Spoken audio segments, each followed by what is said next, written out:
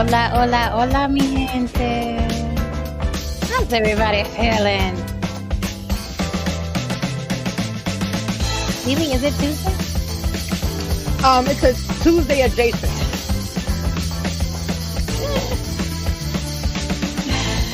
Hello, everybody. Welcome to On the Block with Jen. This is your crew. You just pulled up to the block. If you're here for the first time, where you been? We missed you, but you're here now. Okay, buckle up. It gets bumpy here. Who we are is on the screen. See everybody's name? Everybody's name. It's right here. Okay. We all have other social media. We got the YouTube, the TikTok, the Instagram, okay, the YouTube. Go to the YouTube, the Instagram, the TikTok, whichever one is your favorite. You can find us all there. Okay. We're quite the eclectic, talented, sharp as a whip crew. Okay. We did come together. We do get off of this screen. We did come together and lived in Vegas for a week and a half, and we're doing it again. And we're bringing you content from us living together, which was quite interesting. If you go down my gallery, you can see us living together, cooking together, and hanging out. If you're curious about the block and what we look like, sort of in person to each other, because you won't be seeing us in person, not yet, till we start a tour or something. But quite interesting content. We're going to be bringing you more and more of that. Okay. I'm waiting literally on a hard drive to be mailed to me. Okay. Rob, the fuck? He's actually snail mailing me a hard drive so I can bring you guys all that content because it was a lot. So he was like, a Dropbox isn't going to work. So I was like, send it. I know where you live. So he said that he put it on his calendar because he doesn't want any smoke with me. Smart man. He's going to mail it. So as soon as I get it, you guys will have it. All right. You're going to see us in a lot more ways than you ever dreamed of. That's coming soon too. Hope you enjoy that as well. Matter of fact, I know you're going to enjoy that. Okay. You're going to be seeing a lot more of us very, very soon. With that said, do you guys like my t-shirt? Let's see who can figure it out. Have fun when the rabbit has a gun. No. That's what I would have said. That's what I would have said too. Okay, then what is it? I think the white guys go get it. No, Saint. Can you get it? Gun hair. Close. Let's see. A hair. Trigger. Okay. Hair trigger? There you go. No? Yeah? There you go. There you go. See, when I first saw it, I was like, "Ooh, ain't no fun when the rabbit got the gun." But then, but that, because that's me. Okay. That's what it looks like to me. Yeah. Right. That's what I thought. I was like, that's me. That's usually because people don't expect me to get the gun. And when I do, it's like, oh, hey, stop it. Slow down, quit. And I'm like, no, now we're here. But that's not what it means. I thought it meant that too. No fun when the rabbit got the gun, but it actually means hair trigger, which also matches me. I'm about to say both work. Double entendre. Definitely a double entendre. Both work. I'm just going to say this. They're beautiful earrings that Lily has on, but I think I could catch some fish with those earrings. You'll say want to fight early. Just ask your fisherman boyfriend. Those look like spinners, like in the water. Okay, so we got to run these by the fisherman guy. Yeah. Put these on his hook and catch a fish. He would approve. Yeah, he'd say, "Can I borrow that for you?" Lord knows he would approve. My brother had me laughing this morning because he's a fucking criminal because he went crabbing without a license and. You can't crab without a license? Apparently you can't. Exactly. Apparently you can't. It was something you have to have some type of permit or something. Okay. And so then he was like, "Oh, I forgot court." I said, "Am I harboring a fugitive?" So you know what I love about our planet and about white people specifically, how they took it upon themselves to like own shit, right? And I'm telling you, people think I'm exaggerating, but I'm telling you, every time I say something, it fucking comes true. Okay, they're gonna start charging for air in about 100 years. Okay, they're gonna charge you for the air that you are consuming during your and I know you're thinking, how the fuck are they gonna calculate that? They're gonna do it by the number of years you're alive. I promise you, we're going to be getting charged for air. No, I've been saying that. I've been saying that for about 10 years now. I do not put Listen, it past. they charge for you. You buy a house, right? Outright. No, you got property taxes. This isn't your land, bitch. Like, who made you, right? So when I think about the crab fishing, right? It's like, who made you? The fucking ocean. Well, listen. There He's are not the- yeah. reasons. There are certainly reasons, because that right now they're going through a problem here in Louisiana. There's these hog boats, which I can't even explain what they are, but they're not fishing far enough off the coast, so they're killing off redfish and speckled trout that would be mating, and the fish population has declined significantly. So you got to make rules, and the same with crabbing. Like you have so many crabs, it's got to be a certain size to keep the population healthy. Otherwise, people are going to do what they want to do, and then we'll just, that's what's going to happen is that some of these species will go extinct because people don't have enough. I don't know. I don't want to say common sense, but just they think that their little contribution isn't going to hurt overall, but everybody thinks that, and then it ends up hurting. So there's reasons why they have limits and license and gets to keep populations and things like that. We can always count on No Saint the White's plane. But let me ask this: how much is the permit? It's not that expensive. It's like maybe $17 a year. But it's not free. No, it's not free. Because why wouldn't it be free? Because you have people that have to go out there making sure people are doing the right thing. It's after corporations then squandered every damn thing. It's like, it was like what somebody said today. I wish I would have wrote it down. It wasn't the most profound thing I ever heard, but basically when they do it, it's God dang it, I gotta figure out. But I know what you're talking about. I know what you're talking about. Yeah, it's two different things. But when we do it, it's illegal. Right. But when they do it, it's called fishing, right? Right. And it's not just with fishing; it's with everything, right? So it's like, okay, whatever. Everything.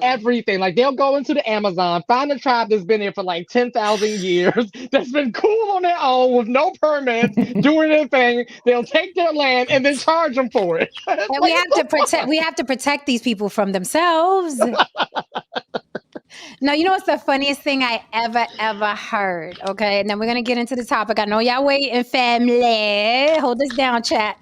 The funniest thing I ever heard. I like Shark Week like everybody else, and they were out in the water, and they kept talking about this shark infestation, and I was like, they live there. You're bothering them. And they use the term so loosely. And the guy's on the boat, and they're on the boat. Today we are studying the shark infestation. You're the infestation, sir. They're minding their business.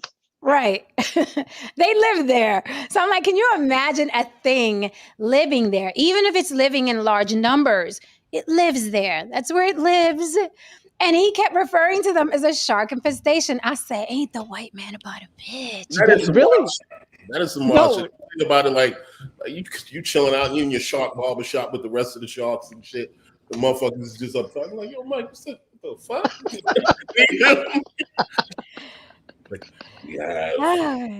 Man, listen, very, very interesting planet we're on. Very interesting planet we're on. With that said, because we are having a human infestation, if you ask me. Oh, for sure. You know me, I'm still at the cliff in the movie 300 to chuck them over. See, but I would do too much. I'd be like, bad attitude, chuck them over. Bitter, chuck them over. Not just birth defects. I'd be like, chuck them over. God knew not to make me God. Listen, God knew not to make me God. Like, bitch, what you say? I'd be a buggy. I'd be the people that No Saint hates, a dictator. I'd be like, excuse me, sir, you're 5'5". You're gonna make 5'5" children. Chuck them over. Get them out of here. Get them out of here. Oh God. No muscles. I think that God's kid really made us. And we're just like this bad science project that he just tried to hide from the family. And here we are. I mean, we are in like the outskirts of the Like you solar spilled system. soda on some amoeba and boom, Yeah. here we are, some shit like that. This I can't just happen planned. I just think in general, like you know how I feel about humans. They're very arrogant, very obnoxious, Absolutely. very entitled. I know sometimes animals are probably looking at us like, the fuck? And they supposed to be the dominant species on Earth? Like, what the fuck is this? Like, get out the water, homie. You I know know what I'm saying? monkeys look at us like that. I know monkeys be Oh, looking at us. monkeys are done with us, okay? Monkeys are done with us. Monkeys be looking like. So tonight's top, welcome everyone. Thank you for sitting with us through that. Okay, I got it out of my system. I'm great. Tonight's topic is married Pennsylvania cop Ronald Davis is charged after being filmed forcibly arresting his mistress. That is not a Lifetime channel title for a movie. That's real life. Okay, just so we clear, I will say it again. Married Pennsylvania cop Ronald Davis is charged after being filmed forcibly arresting his own mistress. You heard it right. This sounds like a story that should be sponsored by Cheez-Its.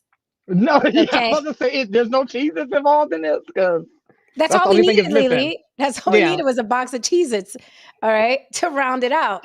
So, yes, this man, crazy enough, was with a woman for only 4 months. The mistress, only 4 months. This didn't go years. That's what really floored me.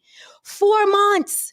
Wow. And she was they had a little verbal fisticuffs, and she was, I guess she did the, "I tell your wife," and he was like, "Hold my beer." Literally told his boy, "Hold my beer and record this." Before we get into that, I got a little fluff. Tupac, he's always in the timelines. And I found some old fluff. How does He's he not stay in the alive. algorithm? Right. He's not, that's what I'm saying. He's not alive. They didn't find him. But Jada Pinkett, every now and then, when no one's talking about that bald-headed scallywag, she got to bring up Tupac, right? Because everybody knows the faux rivalry that Will Smith and a dead Tupac have had for decades, right? He's the only man I know that has a rivalry with a dead guy, thanks to his wife. Might be the longest beef in rap so far. Okay? Right. Thanks to his bald-headed scallywag wife, okay? Will Smith has this ongoing beef with Tupac. So what did Jada Pinkett do a couple days ago? She posted a video of her and Tupac doing karaoke to Will Smith's song on her Instagram. Who asked for this? Oh, well, her PR people, because otherwise, who will talk about Jada Pinkett? Oh, okay. Because I didn't know who asked. What would we say about Jada if she's not talking about Tupac, right? So she posted this video on her Instagram of her doing karaoke with Tupac. To parents just don't understand Will Smith. So the timelines are like, "Oh, this bitch, she fucking with Will. Why she did that? She got blah blah." Like, that's a slap in the face to him. They're doing karaoke to Will Smith, and she knows that Will is tortured by it. And by the way, we know this because of Will's own words. This is not a rumor. He said several times on different interviews that he always felt inferior to Tupac because Tupac was that guy, right? He was like thug. He had the street cred. Although Tupac was a fucking ballet dancer, model, and actor. Hell of an actor. Okay. Tupac was an actor, a model, and a ballet dancer. But in the world of Will Smith, he had that street cred, got thug life. He started hanging out with, West Coast, right? You know what I'm saying? Death Row, and got the thug life tatted on him. He put on the costume and he wore it well. Okay, he wore it well. He convinced me he was a thug, right? He was convincing. So, Will has always had this thing. He's always felt inferior because, Jada's a street chick from Baltimore. You know what I'm saying? And Will has always felt too square for her, but he picked her, right? Like Judge Judy says, you picked her, you ate the steak. There you go. Right. But he always felt like, I'm not street cred enough. Right. But whatever, they're here 30 some odd years later, got 2 weird kids, whatever, life goes on. So she posted this video the other day and people were like, "You doing it on purpose. You're a narcissist. You're fucking with him on purpose, blah, blah." I mean, they literally set out their own miles, bad marriage for life. But anyway, seeing as he's in the timelines again, some other videos resurfaced. And I wanted to ask you, chat, and panel, what you think about what Tupac said in this video. It's an old video. I called cap right away, but we can dissect as some fluff. Okay, a little appetizer before we get into this crazy cop. So here is the video, and I found it interesting. I was like, I'd like to bring this to the block. This is interesting to me. Can't Touch This by MC Hammer. Okay, and why do you like that one? Because it's raging and he's funky. Funky dance steps. Now, okay, no, but there's parents out there listening to this that think he's serious. Why is the audience laughing? I want to ask you, why do so many people get on Hammer? I mean, the man sold 10 million records. I'm not getting on Hammer, and I'm not going to say he did sell 10 million records, but Crack Fiends bought 10 million rocks. That don't mean crack is good. That don't mean nothing. Selling records don't mean nothing like that. The reason, I mean, I'm down with him because he's a brother and he's making his mail. But, however, he's diluting rap. You know what I'm saying? He's playing that Sambo role, and the reason everybody's buying his record is because he's no threat, and everybody want to see Sambo dance. He's diluting rap. He's diluting rap. That wasn't Tupac. That was Pac. So he's diluting rap. We forget that he's a Gemini male, which means you never knew what Pac you were going to get when the cameras turned on. You didn't know if he was going to put his ballerina shoes on, if he was going to spit at the camera, or if you didn't know what he was going to do. We don't know the real Pac. When I go back through the archives of Pac, you see so many different people. And I'm just like, who was he really out of all these people? Like, I still don't know, to be honest with you. I think Tupac was, the real Tupac probably was Will Smith. Or some form of that. I wouldn't go that far. I think Pac was a little, look, listen. I wouldn't go that far.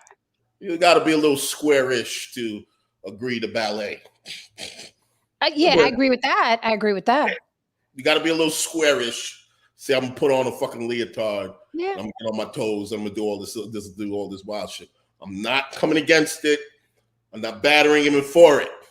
I'm just saying there has to be something in your makeup that says, I'm gonna do that, and you're not Monster Cody half of the time. Okay, when you feel that way. Now, Michael Jai White, you're familiar with him, Jen. Michael Jai White said that. Yes, I am. Michael Jai White said that he recalled that every time he was with Pac, it was just him and Pac alone, and they were talking. Said Pac was goofy as shit and nerdy as a fuck.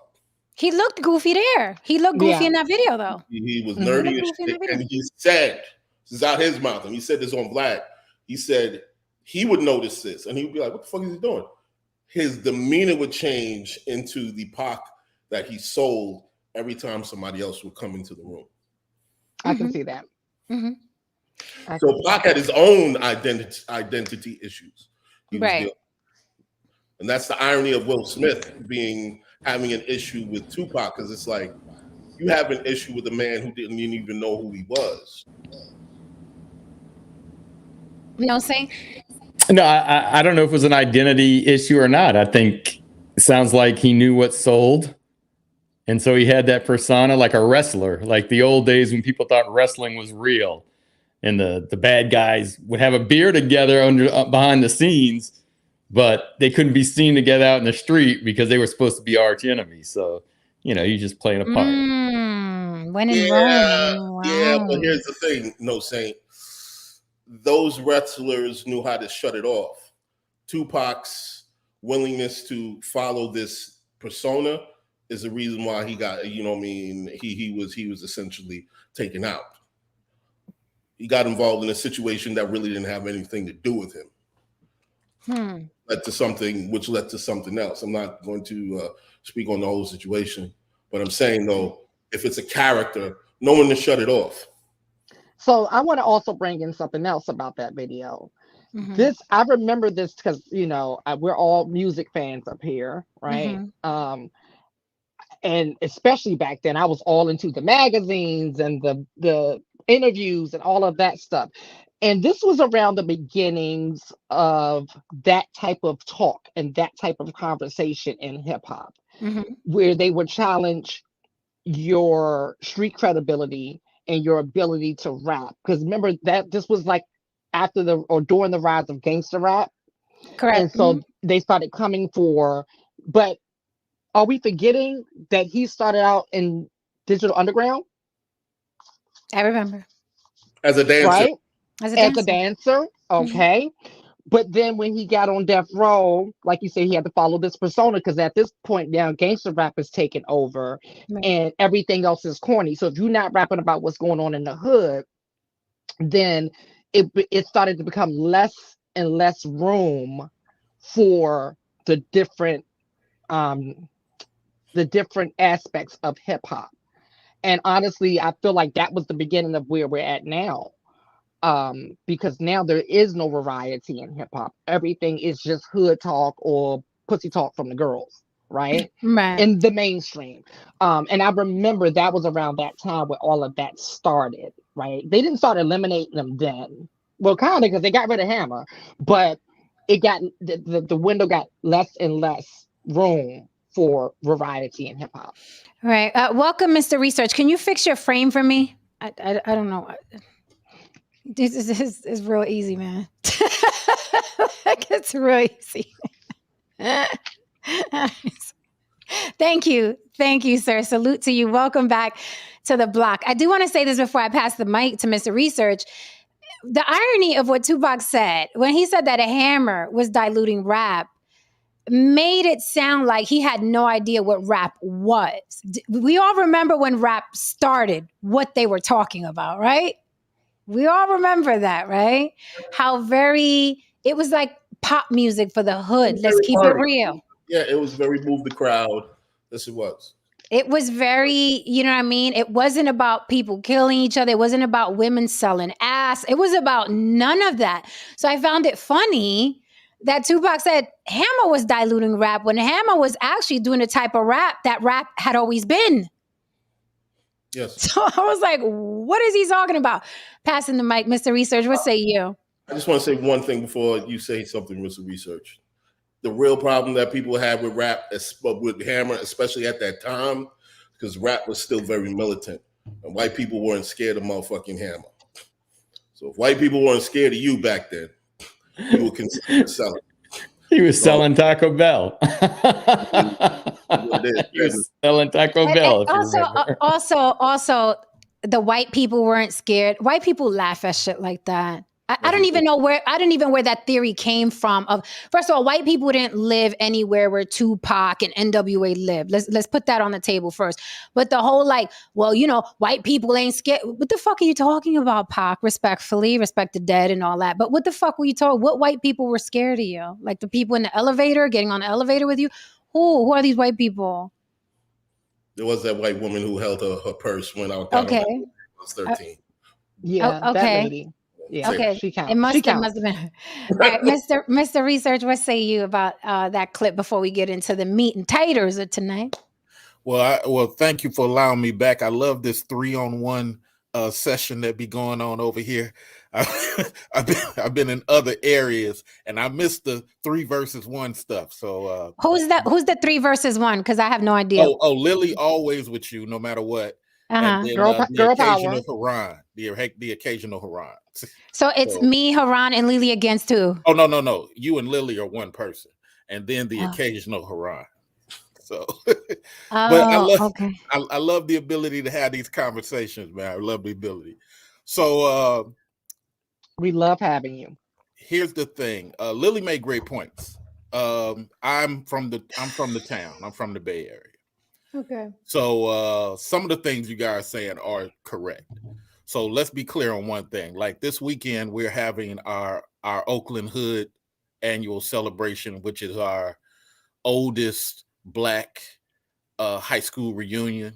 Guinness Book refuses to pick it up, but we are the oldest. We've been doing this probably since 1920 or something like that, because we got people who are very old who are still coming to our high school reunion. But it is McClimate's Mac high school reunion, and Hammer many a times is there.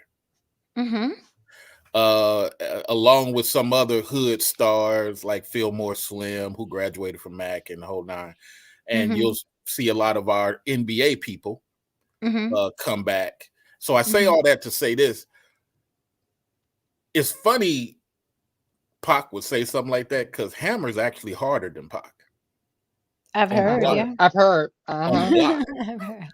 Hammer's Making phone calls. Yeah, hey, or get at you right where you at. Hammer can hang with the hood dudes, no issue. I saw Hammer last year at our reunion. Ain't no bodyguards around that cat. Never been like that. The other thing is, so yeah, Pac, when he came out here from up north, he was like, "What's up, Jen?" That's who he was. You know what I'm saying? One of my homies made a beat for him, Keep Your Head Up. That was my introduction to Pac. I see him walk around Alameda College, you know. I'm like, but it's the same thing with Mace. Same thing when Mace wasn't like that. So a lot of the things you guys are saying are very valid. It wasn't until Pac started hanging around with and I tell one of the members of Digital Underground, Money B. I tell Money B this all the time, every time I see him. Money B made Tupac. Money B was a 5'2" brother out of Berkeley. He had all the women. I mean, all the, he 5'2". Money B had. Did you miss? Did he go to Berkeley? You said. Yeah, he went to Berkeley High School. It was like, see, that's all. Oh, Berkeley High School, not the University of Berkeley. Yeah. But it's 17 blocks up the street from the university. Yeah. I was gonna say she said 5'2". I said, but then he said he went to Berkeley, so you gotta measure that because Berkeley's Money B had geniuses. All the women. Just everybody in the town knew that, man. And when Pac would see how they would interact with him, he was thrown because Pac originally came with all this, "Hey, my queen, hey." That ain't how Digital Underground was doing. Shock G might do that, but the rest of Digital Underground, they wasn't doing that. And so I'm gonna end my point by saying, yeah, it's kind of like the same thing with Prodigy over at Mobb Deep. You know, it cats is how they is. I just think that, when Haran makes the point of really ain't about that lifetime. He didn't say that, but really ain't about that lifetime. That's a lot of people in hip hop, man. A lot of people in hip hop is like that. And dudes live in this fantasy world, but really, are you going to make it to the GAT? Because your homeboy's trying to hit me, not you. Your homeboy's trying to sucker punch me, not you. I got to go through 2-3 dudes just to get to you as you backing up. You ain't really that cat. So it's a lot of that goes on, man. So shout out to that. I defend Hammer to the fullest because I've seen it. I just think it was the push of to their own detriment, a certain demographic, just pushing that, if it wasn't violent, if it wasn't threatening to white people, then it wasn't hip hop. And that really was to the detriment of the people, not to the detriment of white people. One more thing. And I had 2 other panels that I was on, and it was a bunch of brothers, and we was talking about that same thing. Like, we had this one idiot who was just volatile. And I broke down to the point where I said, you're more supremacist than the supremacists. You just want to be heard. You just want to fight. Well, them white people, y'all suckers for them white. You are more scared of them white people than we are. Because we was having discussions of the upper level brothers and then the lower level. But I said, we ain't scared of these white people. We scared of you helping these white people. That's what we scared of. So, yeah, I think a lot of times dudes are caught up in this fantasy world of, you got to make these other people feel a certain type of way. No, you just got to go in there and outthink them dudes. Them dudes are not the big monster that they used to be. I was watching the Biz Markie doc, and it's just so amazing how everyone he came in contact with, they just loved this guy, And one thing I about love Marky. What I'm saying? One thing about Biz that was just so dope was that he made sure to bring this element in hip hop that is just so missing now. Just everyone is just taking themselves completely, just way too seriously. And also, I also want to say one thing about Tupac. Like, I was into Tupac before he went to jail. Like when he was when he had was trapped and so on and so forth. I was into him before he went to jail. And people weren't like down him or whatever, but they weren't checking for him until he came out. And that controversy between him and Big, and then he got with Death Row, and then he was popping off the moment he came out, and just the whole persona and everything. That's when he became Tupac, this monster that led to, his unfortunate situation. And, and before that, prior to that, he was pretty much a lot more conscious than he was really like, on that gangster shit. He was really a lot more of a conscious brother. It was aggressive to a degree, but it was still a lot more conscious. So I got a question. So before Pac got out of prison, like for instance, I believe when he got out of prison, he made that California Dreamin' song because I think he had California Love. Yeah, sorry. That was afterwards. After he got out of prison. That was right. Is that when you're talking about? That's when he started taking off, like, or was he pretty popular? Started taking off. He got with Dr. Dre, and he basically when it big in him. That's when the whole East Coast West Coast thing began to really inflate.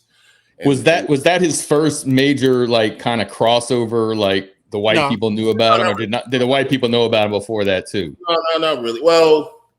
He didn't have a machine. Haran will agree to this. He didn't have a machine when it was just him and Atlantic. Right. It was just really him and a couple of people like Shock protecting him. Right. When he got with Suge and sold his soul, he was in a bona fide machine. Gotcha. Just like I don't think Nicki Minaj would have been Nicki Minaj if she had just stayed with Waka Flocka's mama. She went and got with Slim and became and just instant machine. Mm-hmm. Yeah, because all the people who stayed with Deb, they did decent, but none of them are classic. None of them are really doing anything now. They had their era. They had a little small window of time, but yeah, Nicki became something completely different when she jumped ship. So Tupac was basically cosplaying a thug then. Yes. Yeah. I mean, a lot of them do. You even have Wayne's brother really speaks to it.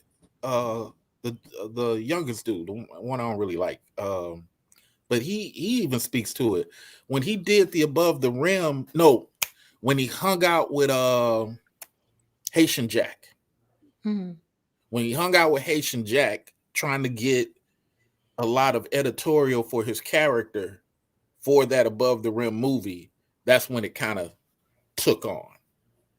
And that's when we started to see it different here in the Bay Area. Because he came back, like when he did the Juice movie, he was still, who he was, more conscious. Keep your head up, that type of stuff. When he came back from the Above the Rim, he was on that I Get Around. He was on that, it was something totally different. A lot of things too. We have to keep things into perspective when it comes to rappers, especially back then. A lot of these guys were extremely intelligent. I mean, high IQ guys, man. You know what I mean? They just knew they just hung around. You just gotta understand, we just hung around a lot of monkey killers and murderers and so on.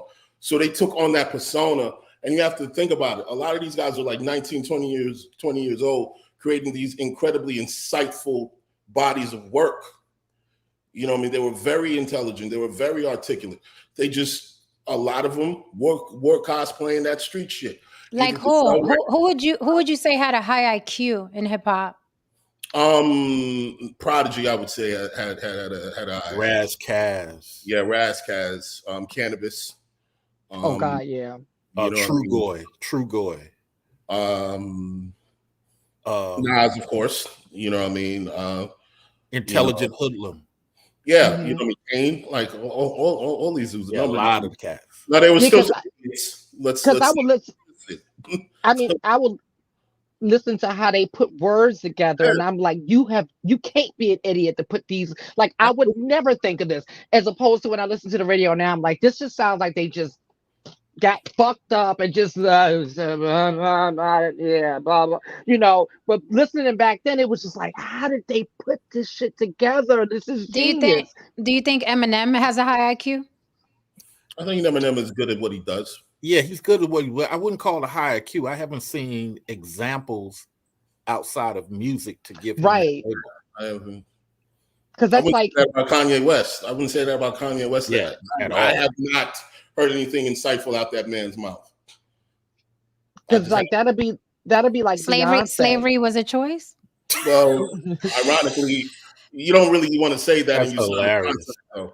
You're going to say some shit and you sign a contract, but that's butt fucking you for millions. You don't really want to say something like that. You know what? You know what's crazy about Kanye, and just on a political level, because it's the same thing that Russell Brand's going through. Mm-hmm. You can pop that ish until the opposition comes against you, and I want to see you keep popping that ish.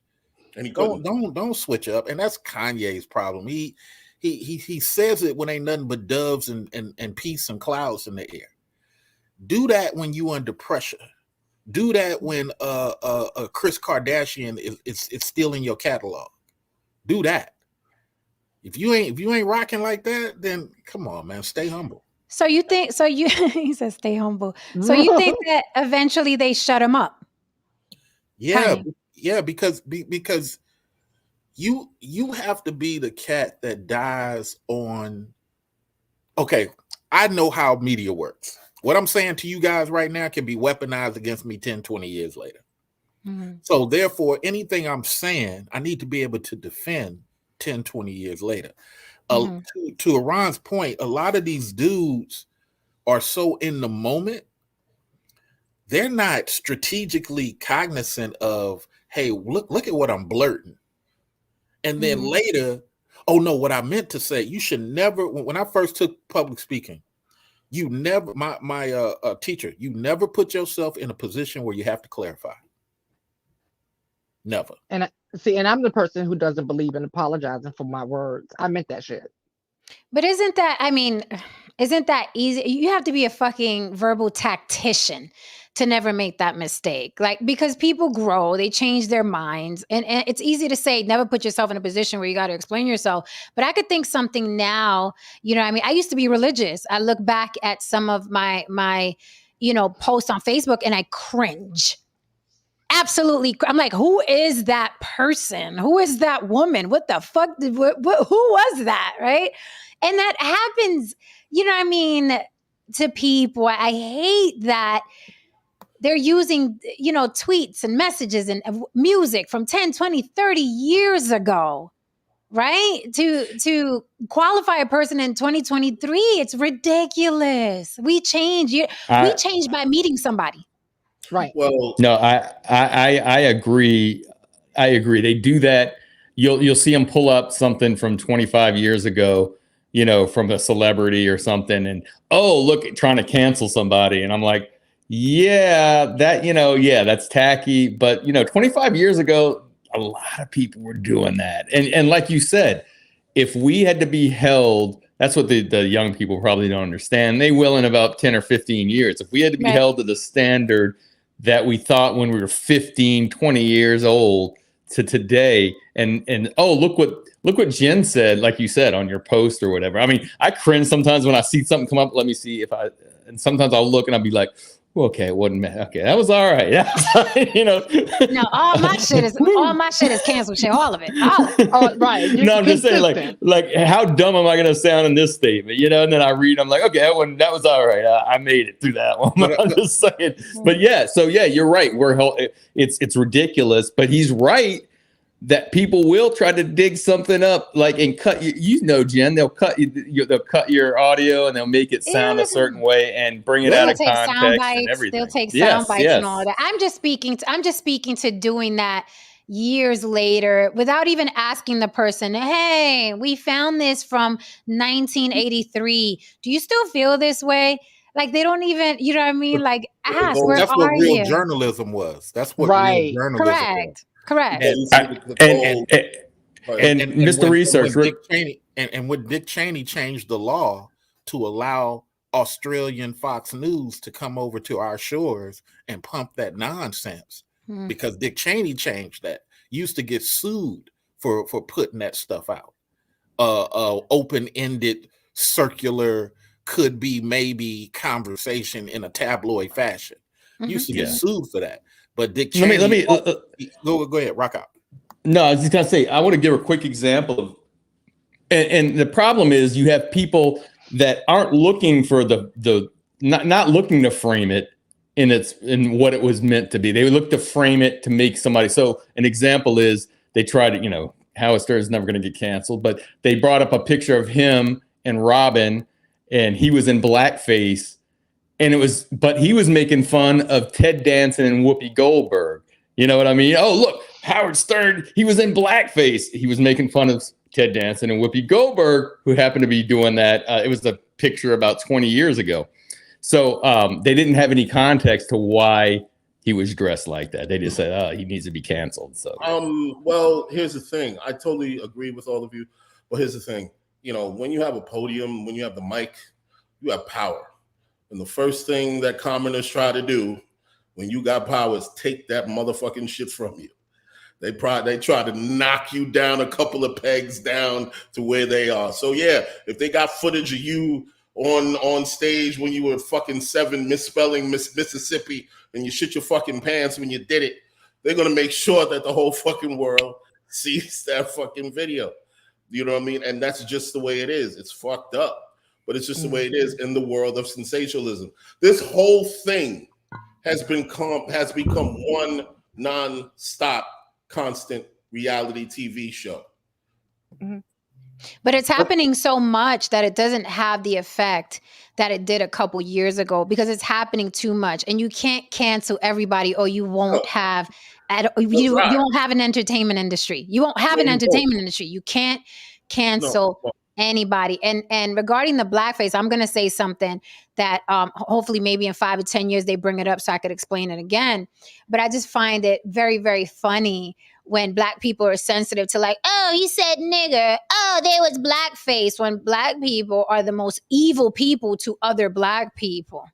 The most evil. I just got the phone talking about this. Evil. I just got the phone talking about I've never seen the hate and the vitriol, okay, that Black people have for other Black people. Okay, I know there's a scary white man under the bed that's supposed to be getting all of us. However, I've never seen the level of hate and vitriol, okay, exhibited every single day. From physical violence to tearing down someone's whole fucking career. They don't give a fuck. It's horrible. They don't give a fuck. Well, to your point, and I in an effort to help Black people, I put myself on the chopping block. I think being from the hood and saying this is important, because somebody from the block, this wouldn't hit right. So I tell a lot of dudes specifically, when you look at the stuff some of us, many of us, not all of us do, it's very Ku Klux Klanish. It ain't just you critiquing. It ain't, to your point, Jen, you're supposed to have some discipline on the moves that you make. And when you popping off, just creating chaos, you looking for wars. And at the same time, you want Black protection. So on my channel, I started doing something. This is not Black pride. And what I do is I take sections of just over the top crime where you out of bounds. Yet when you get caught, you want to be Black again. That is ridiculous to me. And a lot of people do it, Africans included. And it's and I'm gonna end by saying this. I was reading something that the French king, Louis IV, was talking about for Black people. And he wrote something called Code Noir.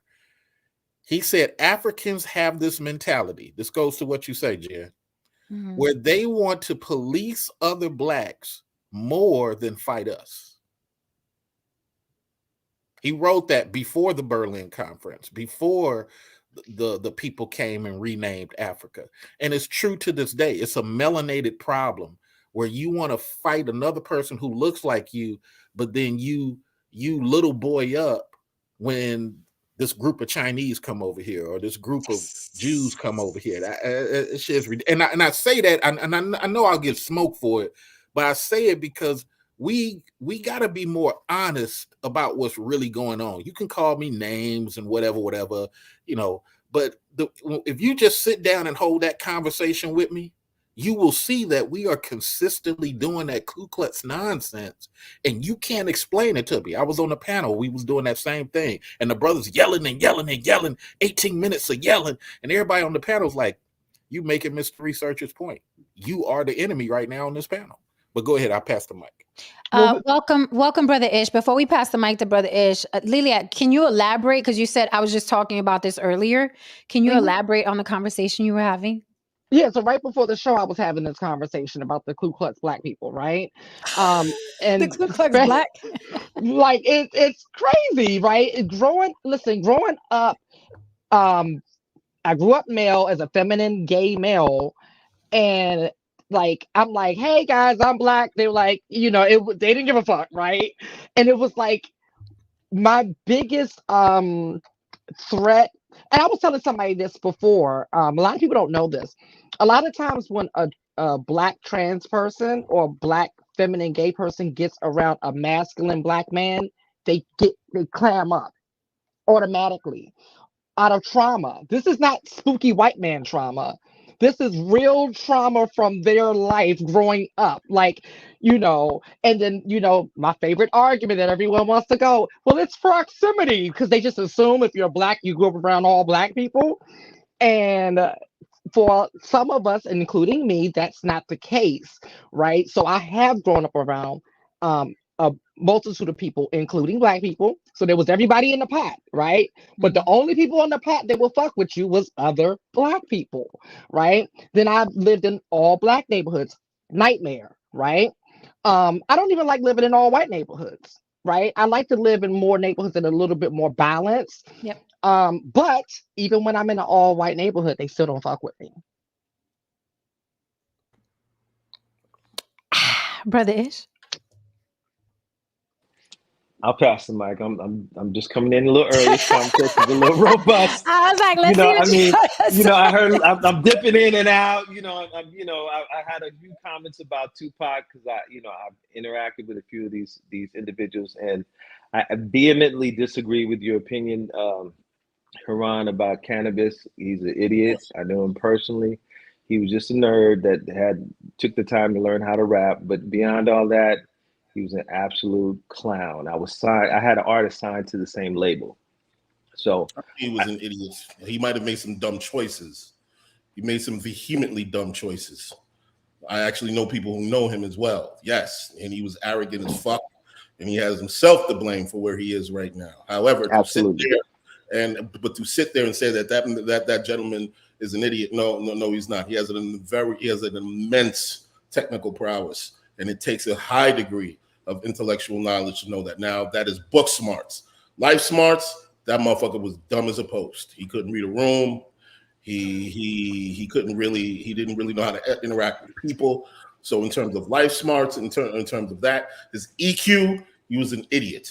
But in terms of his he was socially awkward. Absolutely correct. He was socially awkward. Absolutely correct. His EQ, absolutely he was inept. But intellectually, you know what I mean? I've actually seen him speak. I know of his knowledge on certain things, his technical prowess on certain things. No, he's not an idiot in that realm. He's actually incredibly astute. Well, let me say this, and just because I don't want to digress the conversation to a whole nother level, because we can expound on that for days. But I think if you look at anybody, I would say like the Shock Lees were really some of the more profound intellectual giants in the game, just in their sciences of the manipulation of sound and how it affected the mind and the body. So there's a lot of strong intelligentsia that existed within the hip hop realm. I think, even the description of how Jay-Z climbed his ladder of success is a reflection of his intellect and his upbringing. But that's, again, we could go down a pathway of a conversation on that. That's not really what we're speaking on. But absolutely. But I just want to, bring back to the point that you made. You essentially gave me my argument, because basically the two people that you just named had a much higher EQ than Cannabis had. They had a much higher understanding of how people operate, people think. As a matter of fact, if you are if you have a high understanding of sound and how people respond to it, you have to have a high degree of understanding people in general and their emotions. Now, Jay-Z, another individual, the swag, the movement, the so on and so forth, people skills, basically. He knew how to draw people in. He wasn't socially awkward, but he was also very intelligent in many other areas. So, absolutely. Yes, those two people that you just named, those are examples of people where you can go very far in this life if you have a high EQ and a generally high IQ. And I think the strength of Jen's question, how we got here, if I can just referee this moment, is that Jen and people outside of the black male experience, we don't see enough of the black male community highlighting what the three of us are talking about. And what gets oversaturated is the Stephen Fetchits on the microphone. You know what I'm saying? Because Stephen Fetchit is the new thing, anything for $1, and then you get the $1, and then you become the clown asking for black protection. That's ridiculous. So I mean, that's the playbook from back into going back to it's not a disagreement. Absolutely. No, I know I'm not. I'm concurring with what you're saying. I am in agreement with what you're saying. I'm saying that is the playbook. That playbook has always been utilized, and it's continually recycled. So I guess that's your answer, Jen, is that there's a lot of brothers. We're just not at the forefront. And then when we do go to the forefront, the goofy dudes want to come and try to attack. Like I remember when Jay was doing this thing. Remember, it was a cross against hip hop to be 28 and trying to get into hip hop. Mm-hmm. And then a lot of us was like, you got country singers that start at 60. You got EDM people that start at 40. What are you talking about? Why? Right. And so does it sound? It sounds to me like so. What are we saying here? Are we saying that black people are a bigger enemy to black people than white people are? At the end of the day, that's what I was about to say. I was about to say, I try to have the courage to go into black male spaces and say what a lot of people are not able to say. We handcuff and police each other way too much. Way too much. I mean, we see it on here. Jen. Back to you. We see it on here, right? Because we have some really good debates on here where we disagree, we get passionate, but we respect each other, right? And what happens then? We'll see in the comments, like people will be upset because we're not tearing each other apart. Yep. And I'll look at the I'll look at the picture, and it's a black face sitting on there getting mad because black people are not tearing each other apart. Literally. This happens every time. Yeah. And when they can't get us to fight, they try to get the white guy to separate. We've seen this. They tried to couple up or make the white guy an ally so they can go against us with the white guy. And this is black people doing this. It's happened here several times. But I mean, the community is diseased with self-hate. I mean, we know that. It's a clear, symptom and illness that exists within the black community, and it's reinforced by elements of white supremacy. But that's where we are. We're on autopilot. Like Dr. Khaled says, we're remote control Negroes. All we got to do is drop it in the water, and the ripple effect, takes place. So here's the thing, and this is good that the three of us brothers are here to have this conversation with y'all. Ish, is it really self-hate or is it lack of discipline? No. Let me rock with this just for 30 seconds. Is it really our cultural coming back from the days of, or is it we don't have mouth control? So the problem with the black male community, and I'm on them, more detailed. The black male community wants respect, but wants to keep being childish. Now, if Jen say that, they get on her. If Saint says that, they get on her. Lily say that, they get on her. I'm going to say it because it needs to be said to help us as Black males get better. We have this uncontrollable childish need to mouth off and then hide behind Haran, and we're going to gang up on Ish if he says something. That is a discipline issue. But go ahead. You got the mic, bro. Overall, I will wait 1 second. Ish. Overall, I will say that yes, it is a discipline issue. And discipline, you become disciplined when you let go of emotion. A lot of people ask me, well, how do I find the motivation to do X, Y, Z?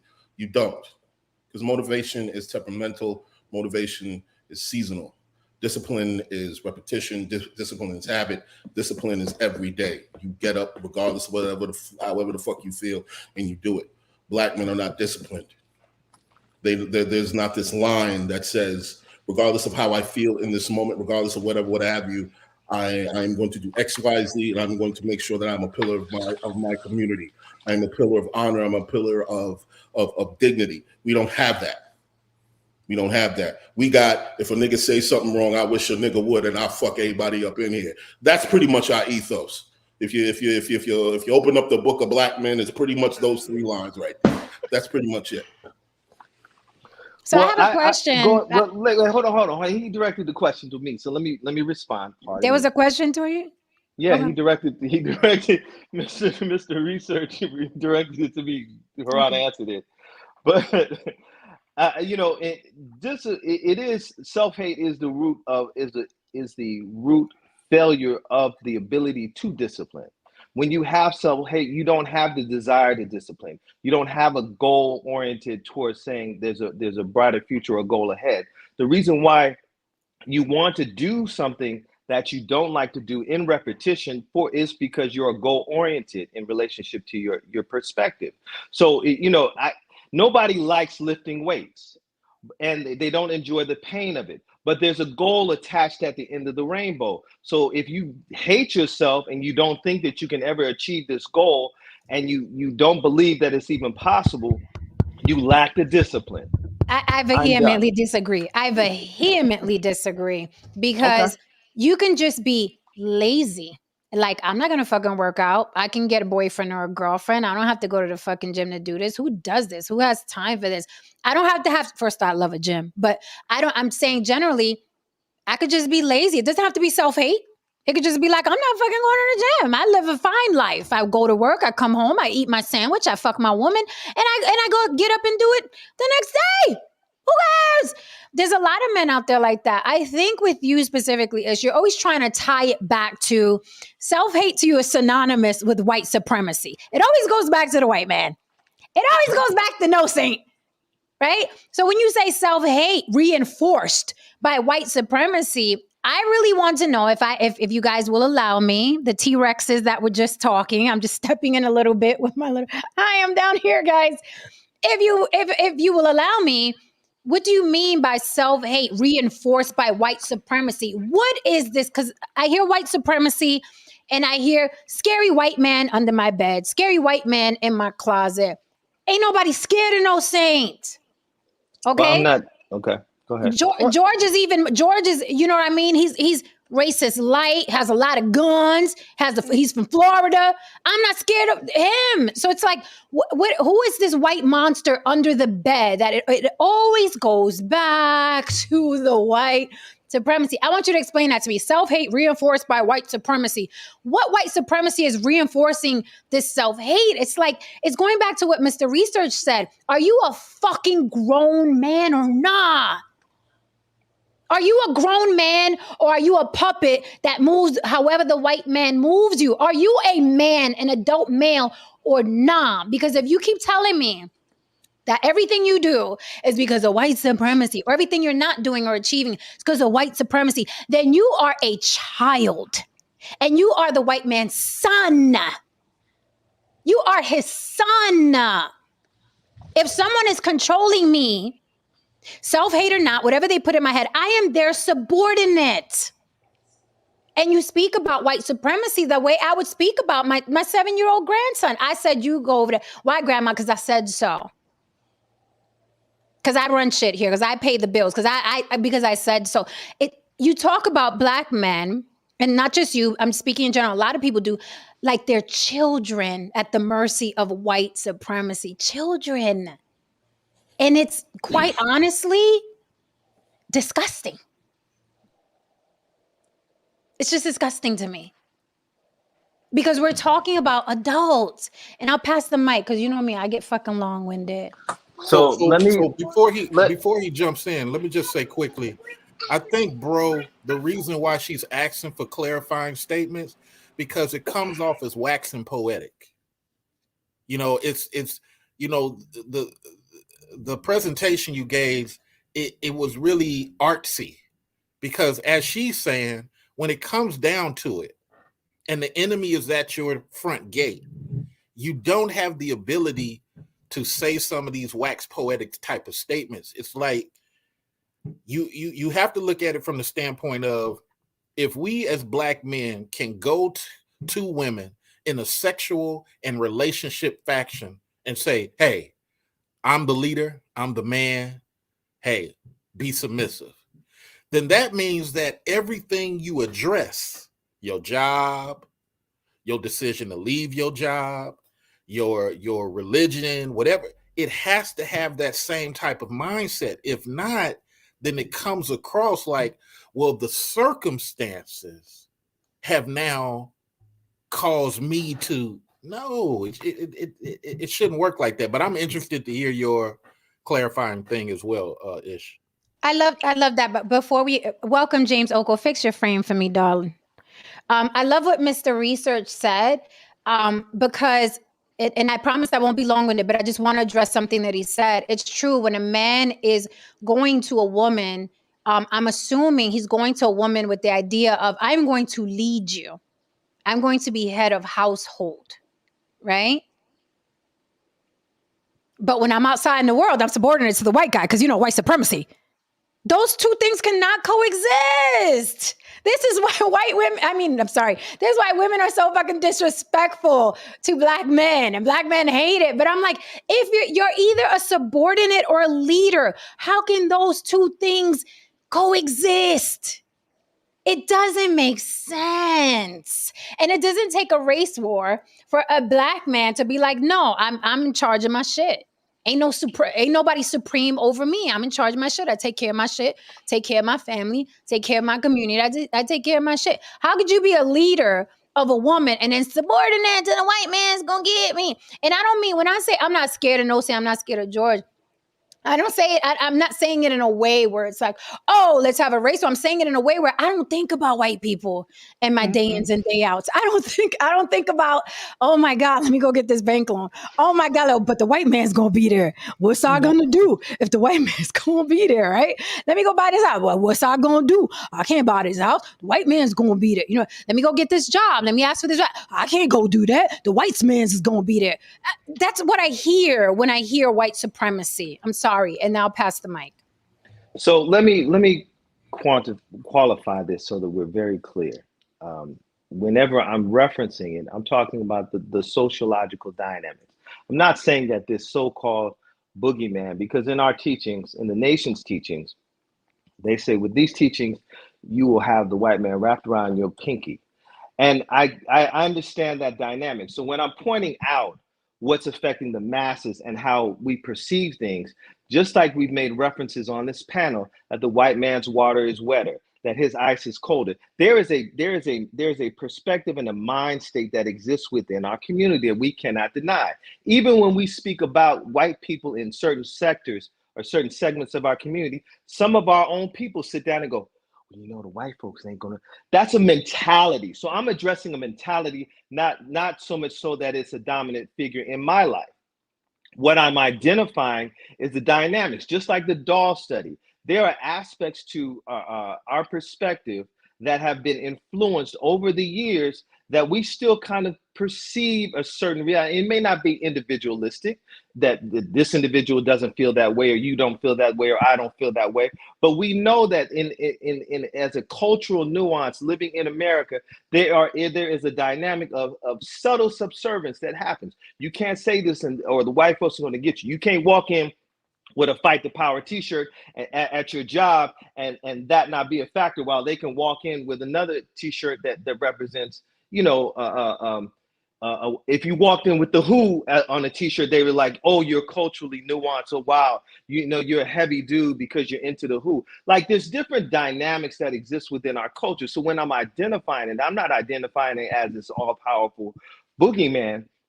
I'm identifying it for the affect that it is on the masses of the people. When I talk about the doll study, just a quick reference to that, it's that study where you see the little children that look at the black doll and see that black doll is dirty. That's the dynamics of self-hate. That a child sees an image of itself, but sees it automatically negatively. And that's because there's constantly images that are pushed and laid out in front of us that this is better, that's not better. And we see it in the film industry, we see it in entertainment, we see it in the music business. So we can't deny that that's a reality. That's all I'm saying. All that is 25% true. But I guess what Haran, myself, and Jen would suggest is sprinkle a little bit of black pepper of balance, that some of these people are just not the warriors that they claim they are. Sprinkle that in there with it. You know what I'm saying? Because everything you saying is true, but you're saying the same thing 10 times within the same paragraph.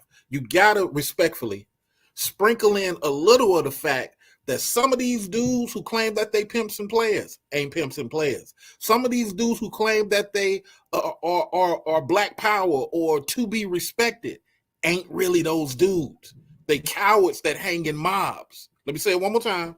They cowards that hang in mobs and chase down innocents. So we got to sprinkle a little of that. That's just a suggestion.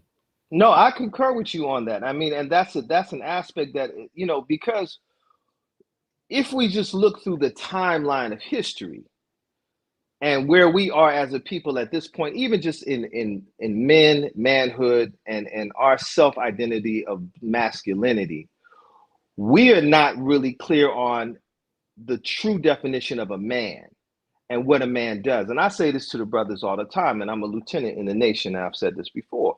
So I'm responsible for teaching and training the private soldier. A man does not allow drugs in his community. A man does not allow crime to take place in his community. A man does not allow that. A male, a boy, will allow that to take place and say, I can't do nothing because he's just trying to get his money. So we are still not really clear on really having enough examples of true manhood and masculinity, or we would be taking over and changing the conditions of our community at a drop of a dime. Respectfully, this is one of my major issues I have with you. You constantly wax poetic about the burning building. We all notice the building's on fire. We are fully aware of what fire can actually do to the perimeter around said burning building. What we're saying is that, is anyone going to call the firemen? Is everyone just going to stand around and look at the burning building, hoping that the next person actually does something? We're talking about solutions. How do we get to the point where we no longer have as many burning buildings? What do we need to do there? And one of the things that we were talking about is, first, there has to be some degree of discipline. Things cannot change on a macro level until they begin on a micro level. And to add to that, sorry, James, just to add to that, I guess in the standpoint of what Haran is saying, in conjunction with me and maybe Jen, I'm gonna put on my Jen ladies hat for just a second and take their argument. I'm about to drop a bomb, a real bomb. To your point, Ish, shouldn't a man be more knowledgeable about this world than his woman? Shouldn't a man be more intellectually aware about the constructs of the systems that he has to deal with more so than his woman? So if that is true, we have so many dudes who are just enough brothers. We have so many dudes who can't get past the "I work with my hands" concept. They haven't even what is a husband? A manager of the family. But you got dudes scared to be a manager at their job. So a lot of the things that you're saying percentage-wise are true, but to Haran's point, it there's no sprinkles of as he says solutions, and the black man needs honesty at this point. We always talking about this unicorn that got teeth and he's a dragon, and all that is probably true. But to Haran's point, can somebody draw a map to how to kill him? Can somebody draw a map to how to capture him? We never allow ourselves to get to that part of the discussion respectfully. So to retort or respond, I don't always proselytize on this program because I just want to be able to, engage in dialogue, and I don't necessarily use this platform to kind of like push the nation's program, other than, inserting concepts and ideas and perspectives. But ultimately, in my personal opinion, and that's why I'm actively involved in it, I believe the nation's program is what is needed. There's an aspect to discipline. There's an aspect to spirituality, if need be. There's an aspect to a political agenda. There's an aspect to an economic program. There's a dietary program. There's a holistic program that the Honorable Elijah Muhammad created that, in my opinion, and those that I'm in alignment with, is the counterpoint to all the aspects that ail the community. So that's, so I allow it to speak for itself. Then I stand around waving the nation's flag more so than just being an example of what it produces to some degree. So let's not be long-winded because James has been waiting. So, but I do want to ask you, how long have you been in the nation, just generally? Since 1989. Do you feel like it's turned you into a disciplined man, a hardworking man, a man that's a good husband? Do you think that, are you saying that it worked for you? If not for the nation, you'd be out on the street slinging crack or something? Absolutely. Okay. So you think that the problem is self-hate, not that black men lack self-determinism? Because I think it's lack of self-determinism. I don't think it's self-hate. I think it's lack of self-determinism. I don't think it's self-hate. I don't think it's the white boogeyman under the bed. I think it's self-determinism. That's what I think. Let me respond now, James. You okay, just don't be long-winded because we coming up on I won't be long-winded. Okay. Once you remove, and I've seen this with many brothers from different walks of life, once you remove a lack of a negative self-image, you can then start working on developing the self-determination. And I've seen it happen from gangbangers to drug addicts to alcoholics to whomever. I've hands-on seen the change. So once you change your self-identity, you can start seeing somebody making a better steps towards a brighter future. Okay, so then we're talking about a man-child. We're talking about man-children. Absolutely. Talking about a man-child. so collectively, black men are children, which is the same thing Mr. Research said. Except when he says it in a deeper voice, it sounds better. No, I mean, let James opine. He's been waiting for a while patiently. James Oko, welcome back to the block. What say you, sir? Hey, how's it going, y'all? We good. Yeah, I won't be here for long. So if later on I just dip out, I'll go ahead and say bye now. Okay. But as far as the black male argument, I mean, I think everybody's made good points. It all starts with family.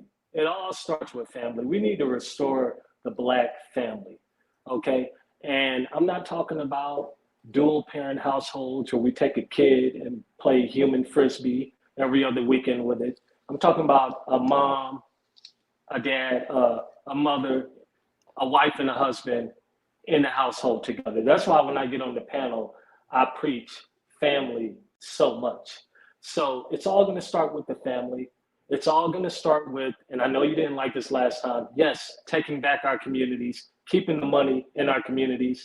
I think the black dollar stays in the community for what, maybe 6 minutes before it's out of here, with a home ownership rate of less than 47%. We're hemorrhaging resources that we need to keep in our community.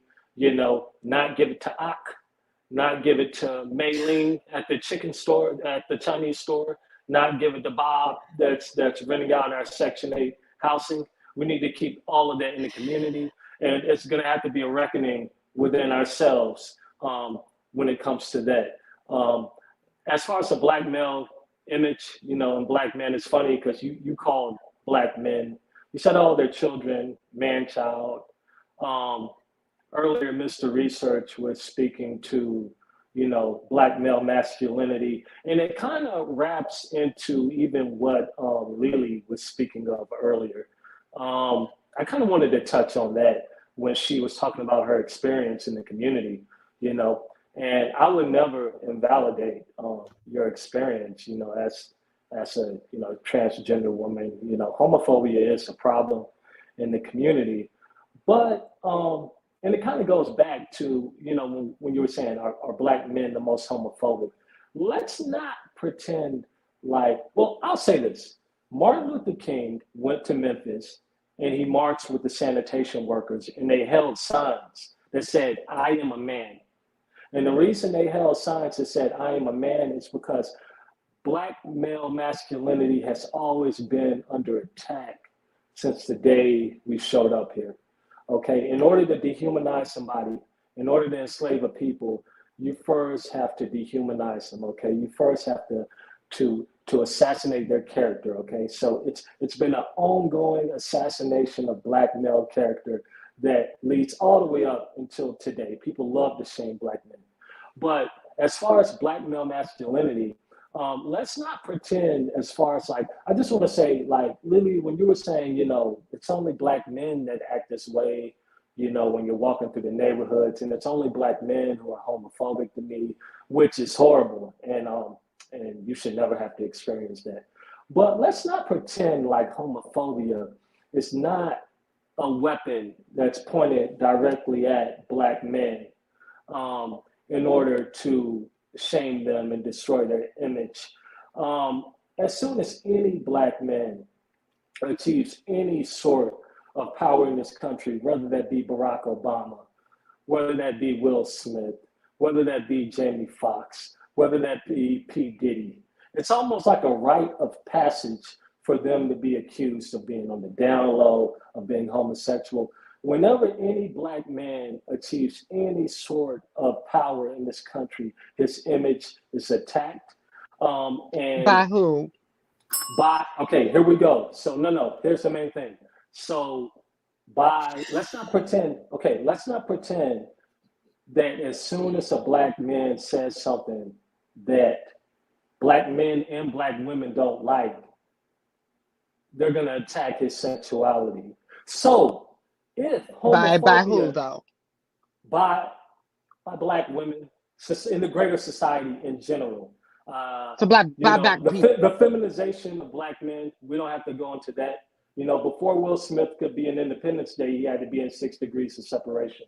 Before Jamie Foxx could be Ray Charles, he had to be whatever her name is on In Living Color. You get my point.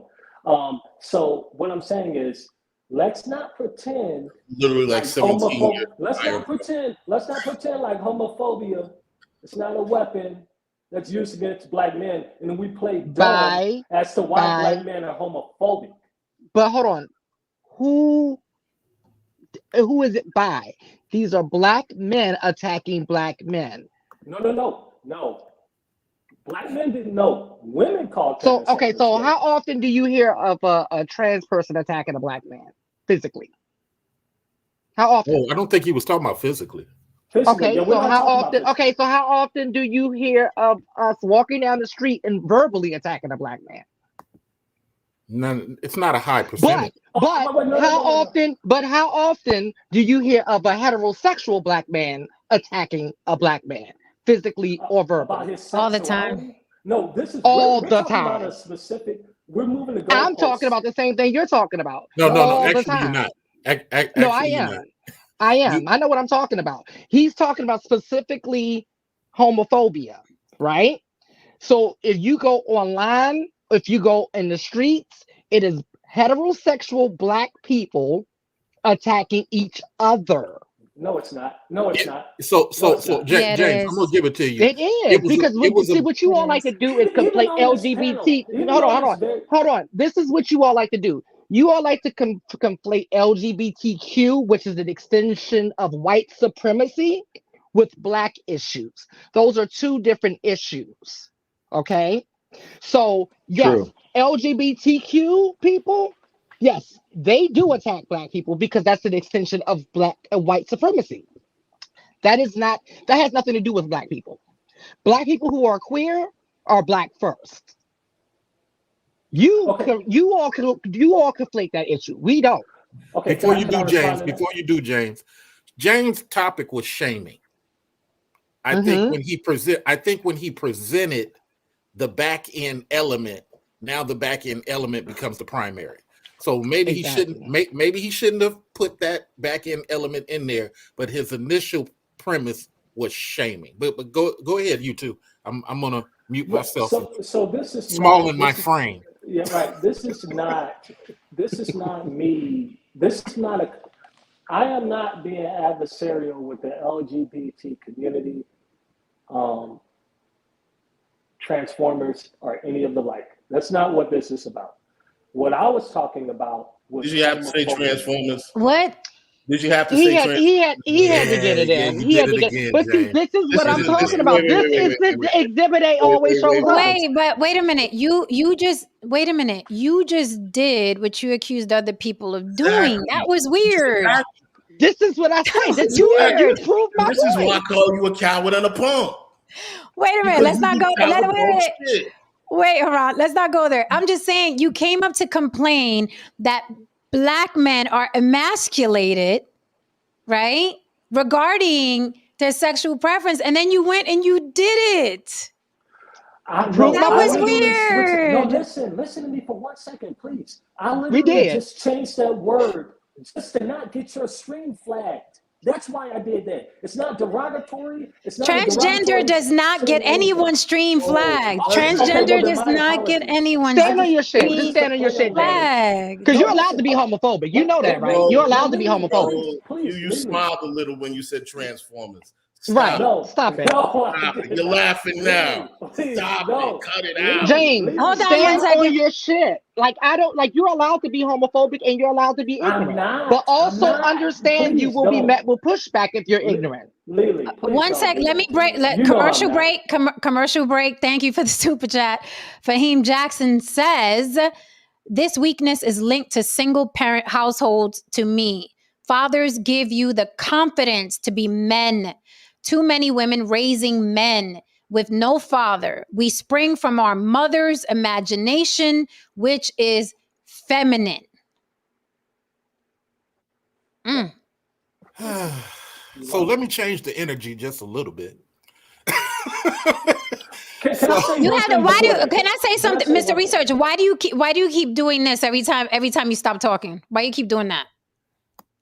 Because respectfully, sometimes when I see a ping pong match about to happen, I can listen and do other items, but sometimes I can tell when the ping pong match is about to happen. That's why I try to intervene in this and kind of help turn it, and then it went left again. So I said, Okay, well, let me say this. Let me say this. We totally appreciate you, but the block doesn't need a referee. And it doesn't need a mediator, just for the record. And I would prefer you stay on the screen instead of doing this because it fucking distracts me. Like you talk and then you're like, da, da, da, da. And then people are talking, people are responding to you and they're responding to an avatar. And I don't think that's cool because when you address us, you're looking at us. So it would just be better. And the last thing is because sometimes I be so into you guys' conversation and then you guys got to cut it short and go. So sometimes these ping pong matches, they eat up so much. Okay. But anyway, I will try be host to adhere Thank you. to It the just, channel it's just, requirements. it's just my little shit. Like right now, it's just behind the avatar. Like that shit annoys me, right? But Okay. it's just my thing. I Like got you. he's not talking right now or waiting for a response. But it's like, no, Saint, you a piece of shit, and then Okay. I'm gone. And then I'm gone. I shall endeavor. And we appreciate you. We love you here. We really do appreciate you. I don't want to get into a back and forth about this. You know that was out of pocket, James. But I think you made your point. We have half hour left. The topic tonight was married Pennsylvania cop Ronald Davis is charged after being filmed forcibly arresting his mistress. I don't know. We can do that tomorrow and just finish this conversation with the last 30 minutes. It's up to y'all. We might as well do it tomorrow because let's do the cops. You want to do the cops? But we only got, unless we're going to go longer than. Because we're going to end up going longer if we get on that cop. We could do, all right, we'll just finish this conversation, which is a great conversation. Anyway, we can do the white popo tomorrow. This is a great conversation so far, and I would like to give that white cop longer than we gave ourselves an hour and a half. I really want to drag this cop, and I need more than half an hour. I need more than half an hour. Right. Well, if we're gonna do it tomorrow, make sure you guys research the officer that went and had sex in his car, cheating on his wife, and let's pack. Those things all together because officer behavior is a very unique thing, and I'm glad we're gonna talk about it tomorrow. Yeah, tomorrow we'll give it the time that. Wait, but we got to research. Who's this other cop he's talking about? We got to research. The one that was caught on video. We'll send it to you. We'll send it to you. I could probably search in YouPorn or something. And Jim, can I apologize to the team, the panel up here? Just I have a 4-year-old that likes to engage, so periodically I have to parent, so that's why I come off camera. NyQuil. I was getting chewed out. That wasn't nothing about you. No. I wasn't taking it that way, but I just wanted to make it clear so that there's not a perceived preference over anyone else. It's like you don't want to see me parenting. You know what I mean? Like NyQuil. That's good parenting. That's good parenting, right? Right. NyQuil and bourbon. Come get your medicine. No, don't do that. Nobody do that. Please, nobody do that. No, they don't wonder why the kids are nodding on the corner years later. Please, nobody do that. Don't ever do that. Anybody, please. Raspberry. Please, nobody do that. That wasn't even said. I'm strike that from the record. Wondering why your child is. Well, I like fentanyl for some reason. Yeah, well, started with NyQuil. So what would happen if we took? What would happen if we took white supremacy completely off the table? I know you brought up the doll thing, right? Ish, you brought up, you remember that experiment? Which doll is the nice doll? Which doll is we all know that experiment. Okay. However, if your black daughter or your black son, little kid, 5 years old, goes to school, gets teased by another little black girl or little black boy, what are you going to say to your child when they come home? What am I going to say? I mean, again, obviously it's circumstantial, but we're all influenced or have some sort of affect to this society. So, ultimately, you never know what that child is influenced by. You can't demonize the other child. You can just empower your child and have them see themselves differently. And again, that's the work that we have to do in relationship to living in America. Okay, no, living, period. Because if your child moved to Istanbul, there's going to be a child in Istanbul that may not like your child. Do you get where I'm going here? So when we talk about proximity, the most dangerous thing to a growing child is their proximity, not white supremacy. It's the people in their classes, the people that look like them. right? I think too much credit is given to white supremacy. Quite honestly, white people are like, have you seen the Zeus Network? We ain't got to do shit to them Negroes. Okay? So I think it's proximity. When a child is being harmed emotionally, we usually automatically uplift the child. You're beautiful. You're smart. You're the. We don't tell them the white man is out there, and that's why that kid can. We don't do that. So why, as adults, are we doing that? Oh, I can didn't I get ask the you something? loan. I can't live. I can't because of the white person. Why, as adults, we do that? We don't do that with children. I had a conversation with my daughter in regards to something similar to this. I essentially told her, well, you know, people just suck, kid. You know, people are just animals at the end of the day. Because she tried to wrap her head around the idea, like, why are people even cruel just without any kind of trigger, like just for the sake of it? And I just basically told her, like, yes, there are people in this world who are like that, and I made it race agnostic. There are just certain people in this world. However, you cannot allow these people to define who you are, to define how you live your life, and make sure that you set boundaries with these people.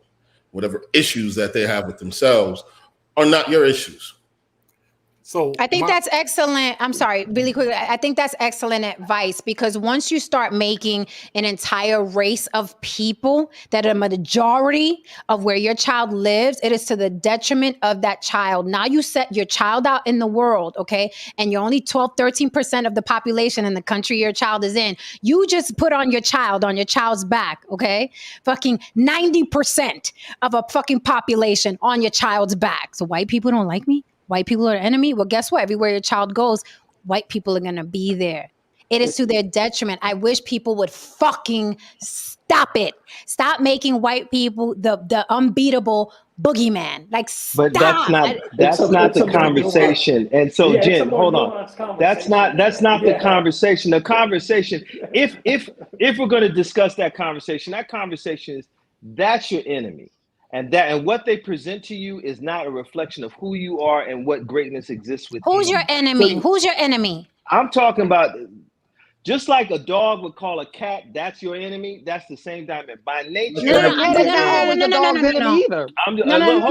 on. Don't, I said no. I'm When you sharing tell with your you my child, perspective. I understand, but I want to be clear. I don't want you talking about something I didn't mention. I just want to clarify. When you said that's your enemy, are you telling the little 5-year-old girl, the little 5-year-old black girl, that the little other 5-year-old black girl, are you saying that's your enemy? Because that's the girl that told her whatever she said in school, not the white man. The white man, little black girl told another little black girl, you ugly, your nose is too big. Are you telling that little girl that's your enemy? No. Thank you. So then why would you put in a black child's psyche, that the white people are the enemy, when anybody could be her enemy? Her cousin could be her enemy. Her mama could be her enemy. Her sister could be her enemy. And more than likely, her mama, her sister, her cousin are close enough to her to hurt her for real. There you go. That's my point. Let me say this. That little black girl, in her ignorance, is a byproduct of the bigger picture. So if you don't show and what's the bigger picture? What's the bigger picture? Hold on. White supremacy. What's the bigger picture? I just said it. There goes the bigger picture. Hi, bigger picture. No, bigger picture. Again, you can minimalize, you can trivialize it, but societally, socially, we have a set of dynamics that we're confronted with on a continual basis. And if you don't want to acknowledge it, you know it's true. We have those sidebar conversations. So when it comes down to the reality, and if you remember the sidebar conversations, what do I always say? Let's keep it real, because you always want to go to our sidebar conversations. Let's keep it 100. What do I say in our sidebar? What do I say? Do I not say that you up the white man's ass in the sidebar? Since you want to bring up the sidebar, we could bring up the sidebar ish. If you want to bring up the sidebar, we can bring up the sidebar. I don't know if you want to bring up the sidebar with me, buddy. Well, what I'm saying to you, and I'm not saying this directly to you, because in the sidebar, I've never in any time that you've known me, I have never spoken in a way where I would cower to a white person. When hold We on, want to talk about hold on, sidebars. hold on, hold on. Or When Let I'm me go saying after sidebar, you. Let me go I'm after saying you. or sidebar. blame Hold a on. white When I'm saying person. sidebar, I'm saying collectively as Black people sidebars. I'm not personalizing it towards our Oh, don't conversation. play with me. So now So no, hold on. Let me just qualify this so that we're all like on the same page. But there are sidebar Black conversations that take place, and that was the point that I was referencing. I wasn't speaking on a personal one-to-one conversation, so that we're clear. Okay. That we have in relationship to our perspective of the experience here in America. And a lot of times it's double speak. We say one thing in the basement when we're talking to one another, and we say another thing publicly when we're around in a different social environment. So when we're speaking about this is your enemy, going back to the earlier point, this is not working in your best interest. And you have to create your own self-identity. You have to love yourself, because there is a great deal of people that are out there that are Caucasian-based, Caucasian-minded, colonizer-minded, that are against you, that are saying So to we can, you okay, let's that not you're get long ugly. winded. Hold on, Let's hold on, not, hold on. okay, No, I'm let's not not going to get do it. Let long me finish my winded. It's point. too many people. Then wrap it up. It's too many people on the panel. We got to Okay, go got you. around. I got you. But what I'm saying is that is the problem at hand. That if people are saying you're ugly, you're ugly, you're ugly, and the media is saying you're ugly, you're ugly, you're ugly, and the books and all the other things are saying you're ugly, where is this Got coming your from? point. 40 Got your seconds. point. 40 Got your seconds. point. 40 Got your seconds. point. Then what you're saying is, which is absolutely ridiculous, is that Black people are morally superior, and that's fucking horseshit. That is what you're basically saying. That another Black person cannot be a full blown fucking asshole, cannot be a fucking evil person, cannot be a cheater, a liar, a fucking murderer because they're Black. And if they I'm not are, saying that. yeah, that's exactly what you're saying, because you keep taking it back to, if a little Black girl says another little Black girl's ugly, it can't just be that the little Black girl's an asshole. It can't just be that. No, it's the bigger. It's she's saying that because of the bigger picture. Therefore, you are saying that Black people are morally superior, and that is horseshit. Mr. Research, you wanted 30 30 seconds. seconds. 30 seconds. Let me just jump this in. So solution number 4. See, lay solution number 4 on this panel. What I'm gonna marry Haran's point, Jen's point, and your point, bro. What's trying to be said here by Haran and Jen is the example of the Black girl in Ireland who just got dissed by not getting an award. Okay. Mm-hmm. And what Jen is talking about, the Black girl versus the Black girl. As a proud dark-skinned guy who grew up in a dark-skinned family, I never saw it because I always did this solution. The Black girl got the smoke and the white person got the smoke. So what should have happened with the girl in Ireland when she got the medal last, or they never gave it to her? Instantly go over to the microphones. I see I didn't get a medal. The level of disrespect from you guys is off the top. Same thing with the Black girl versus the Black girl. Hey, I see you want some smoke. Let's get into this closet and finish this nonsense. Dark-skinned people, leader of the dark skin club, got to get to a point where all situations get the same equal smoke. That's it. What she's trying to say, this is why I practice samurai mentality. What she is saying is there should be less of a point where we give these mayonnaise people an honorable mention out of our mouth. It is not to say that the system don't happen at all. It's not to say that, but I look for every opportunity to give mayonnaise smoke, Asian smoke, Pakistani smoke. Oh, I will sit there and take the nonsense. And when it's convenient, hey, C-Lay, you want to say a few words? I don't like how I was just disrespected. C-Lay, give me the mic. Hey, no. I don't like how I was disrespected. I don't like what was said. None of you spoke up and said anything. And even if it cost me my job, I got to let y'all know all that is out of pocket. Said that on a Zoom call, 2019.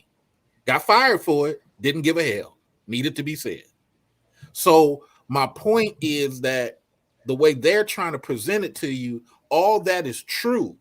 But we as Black people, we got to stop. Not got to stop. I would suggest that we not put them in this constant blender of they, and them.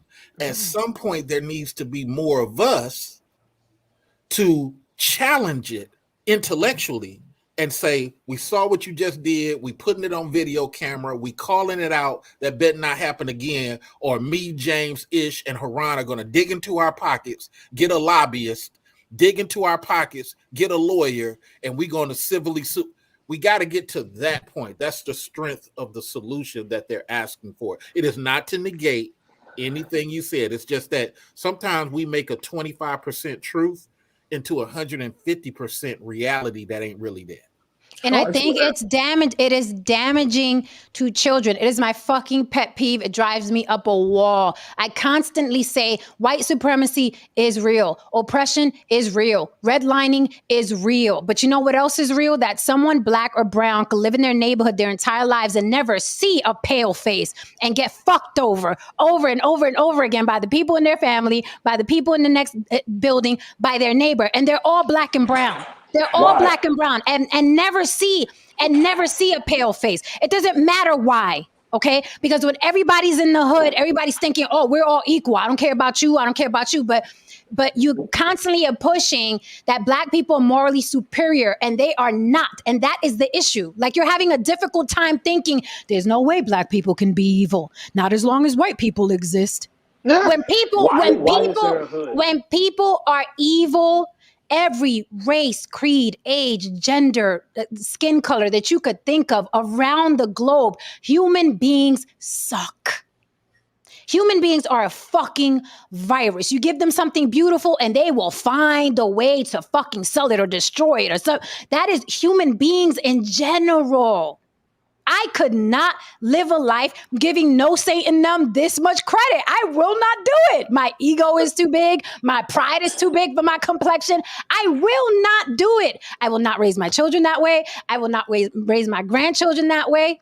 Like the idea that white people are untouchable, unstoppable, the superior, the one, you people ish, you're the ones that keep perpetuating it. You're the ones that keep putting a battery in their back where no saint, someone who's not even a violent white man will walk in a room like, well, shit, they still worried about me. Fuck that. I'm using my privilege. You and I that's both what know y'all that's do. not what's being said. That's not it. That is what's being said. That's literally what's being said. That's not literally what's being said. That they're unstoppable. Listen, every time something happens, you take it back to, but why did the black girl mad? But why did the black guy kill? But why did the black guy steal? You have to understand the black woman cheat. Right, and the root and the source to you is again the white God. The root and the source to you is always the white God. It's white weird. Enemy. And once, listen. Okay, hold on. You have black enemies, though. Allow me to respond. But you have black enemies, though. Allow me to respond. But you have black enemies, though. I heard you. So now, can I respond? Okay, address the black enemies. The fourth time. Address the black enemies. Get off the white man's dick for a minute. Address the black enemy. Yes, you are. Yes, you are. Not at all. You're taking a big pink ride. You're taking a big pink ride, okay? What do you do with your black enemy? Towards a solution. Do you divorce yourself a black man, or do you try to help them, bring them in the nation, and make them, you wash them off and don't be a crackhead no more? We will help. And that's what we do. All right. And we're what do you do with the black enemy? There's no other organization that's effective. So what do you do with the black enemy? I can answer. Allow me to finish. The one that's fucking your girl, or the one that's stealing from your pocket, or the one that's stealing your hubcaps. What do you do? What do you do? I can give you that answer if you like it. Sure. Okay. We have to love ourselves more than we hate ourselves. Lord. Necessary Evil, thank you for the super chat. Necessary Evil says, again, blaming single mothers, always hilarious to me. Fathers can always get custody if they can do it better. I'm just saying, I love that fucking comment. There's a number of reasons why that doesn't happen. And I love that fucking comment. And one of the reasons why it doesn't happen is a lot of motherfuckers just don't have enough money to actually afford a lawyer. And this is the reason why I keep telling them, this is why you need money, or else everyone can take advantage of you. Get a second job. But the thing is that those men don't want the kid. There's a lot of dudes that want the kid Sorry, James. There's a lot of dudes that want to kid, but this where it does go to Ish's point. Some of them are so